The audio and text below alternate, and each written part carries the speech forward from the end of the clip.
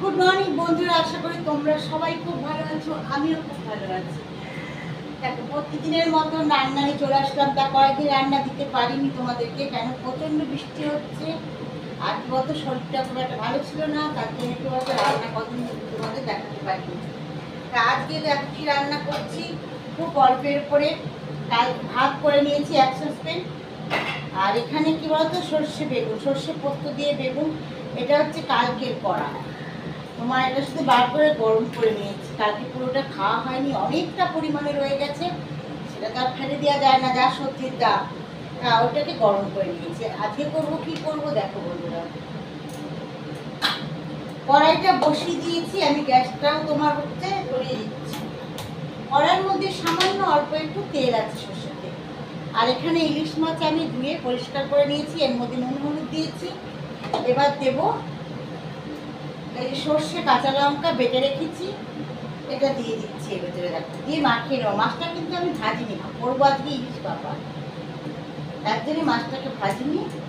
মাছটা হচ্ছে মাখিয়ে বসিয়ে দেবো।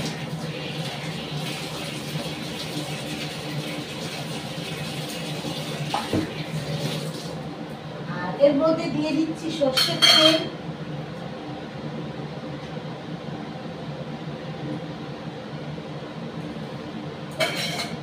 আর এখানে কতগুলো কাঁচা লঙ্কা বন্ধুরা আমি চিড়ে রেখেছি আর ধুয়ে রেখেছি, কাঁচা লঙ্কাগুলো দিয়ে দিচ্ছি।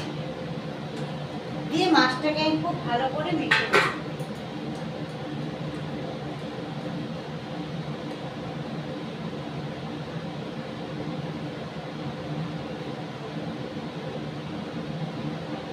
তবে আমি এরকম শর্টকাট পদ্ধতিতে ভাপা করি, অনেকে টিফিন কৌটোতে এটা ভাতের মধ্যে বসায়, জলের মধ্যে বসায়, কিন্তু আমার পদ্ধতিটা একটু আলাদা।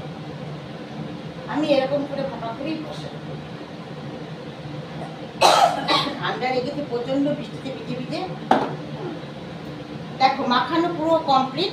এবার মাছটা আমি কড়াইয়ের মধ্যে, অল্প তেল আছে, তা আমি কড়াইটা দিয়ে দিচ্ছি।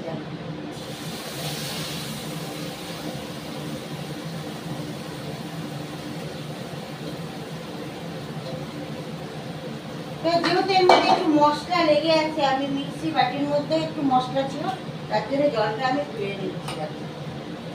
ধুয়ে এটাকে গামটা বেশ সুন্দর করে পরিষ্কার করে নিয়ে এটা আমি এর মধ্যে দিয়ে দিচ্ছি জল।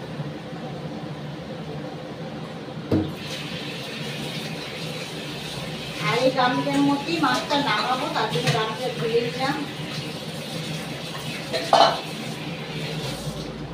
দেখো মাছটা বন্ধুরা দিয়ে দিয়েছি। এবার আমি একটা ঢাকনা দিয়ে চাপা দিয়ে দেবো।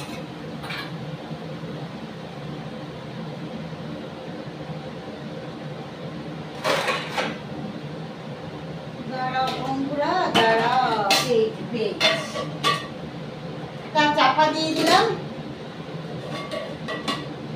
এবার হতে থাকুক, নামুক বন্ধুরা, তারপরে তোমাদেরকে দেখাবো কিভাবে ইলিশ ভাপা করলাম।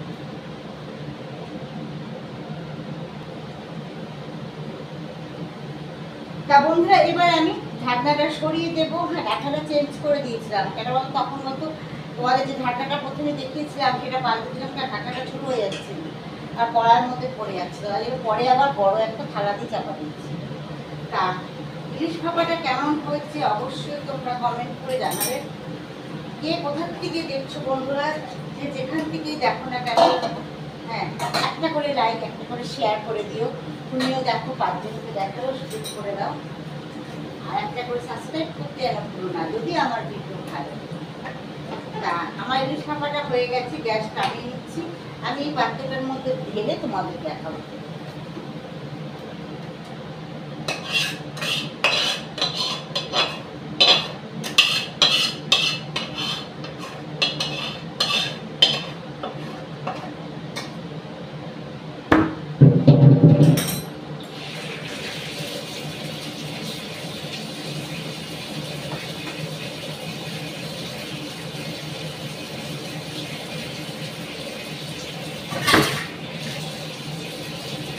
একটু পুষে নিই, গামলিটা এইভাবে পড়ে গেল বন্ধুরা, সেখানে পুষে নিই।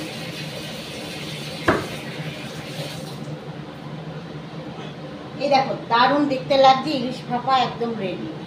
তা একদম একটা কি বলতো, গায়ে গায়ে একদম মাখা মাখা করিনি, একটু স্লাইড ঝোল ঝোল রেখেছি ভাপাতে, যাতে তোমার হচ্ছে খেতে সুবিধা হয়। একদম ড্রাই বেশি হয়ে গেলে না ভাতের সাথে মেখে খাওয়া যায় না।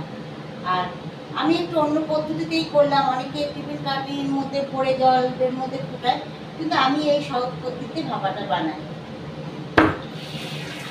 এই সহজ পদ্ধতিতে আমার মা আমাকে শিখিয়েছিল এরকম করে ভাপা করি, তাই এইভাবেই বন্ধুরা আমি ভাপা করি।